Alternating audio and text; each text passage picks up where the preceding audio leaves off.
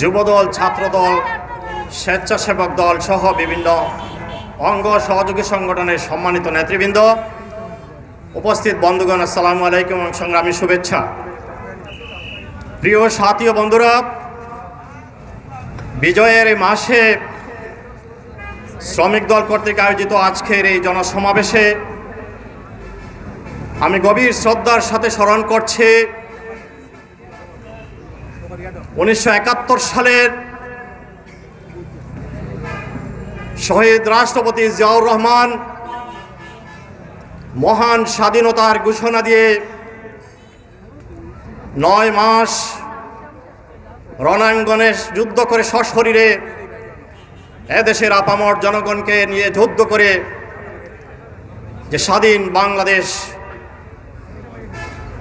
স্বাধীন বাংলাদেশের জন্ম দিয়েছিলেন,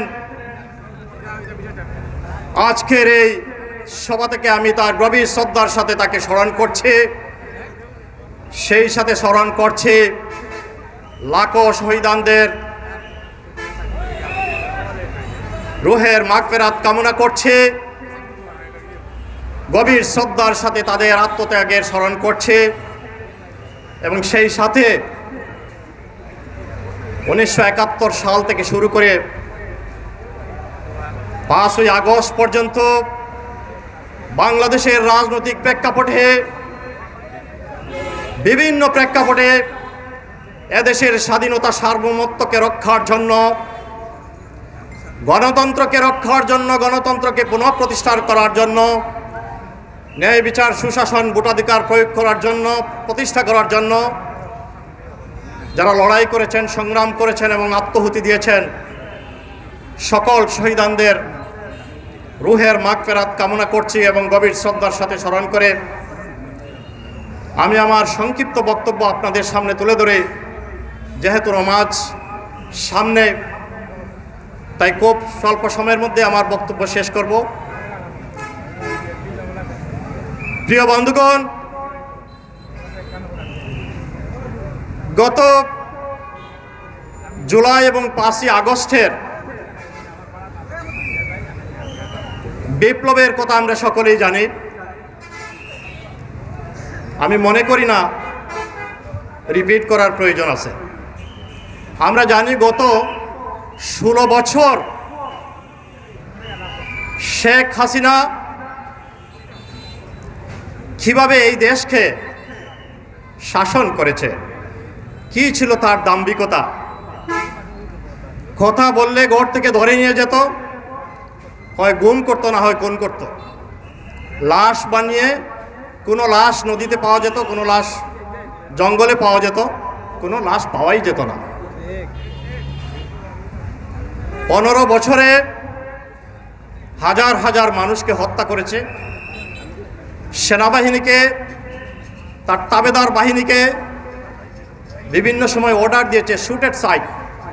যদি আমার বিরুদ্ধে, আওয়ামী লীগের বিরুদ্ধে, সরকারের বিরুদ্ধে, ফেসিবাদের বিরুদ্ধে যদি কেউ কথা বলে তাকে শুট করে মেরে ফেলো।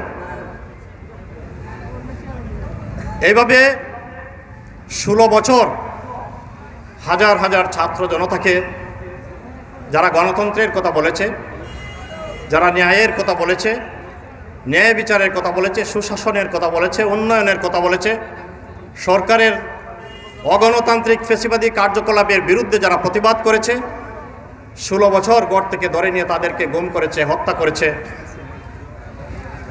ক্রস ফায়ারে দিয়েছে, হাজার হাজার লক্ষ লক্ষ মিথ্যা মামলা দিয়ে জেলে পুরে নির্যাতন করেছে। এই ছিল তার দাম্ভিকতা।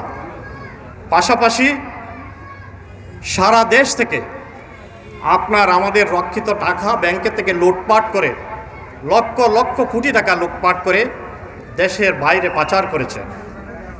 আজকে তার সেই দাম্ভিকতা কোথায় গেল?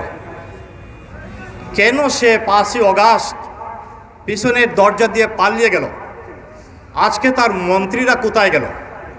এই বাজারে এসেই তার সেই বিনা ভোটের আমি দামি নির্বাচনের রাতের ভোটের সেই এমপিরা আজকে কোথায়?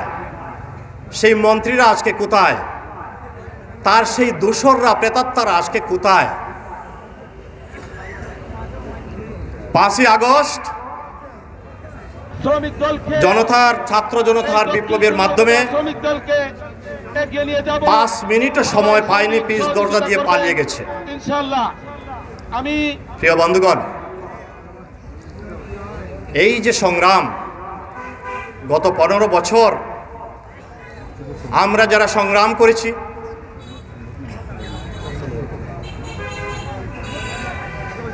এই যে 15 বছর, এখানে আপনারা যাদেরকে দেখতে পাচ্ছেন, এই যে বিএনপির নেতৃবৃন্দ,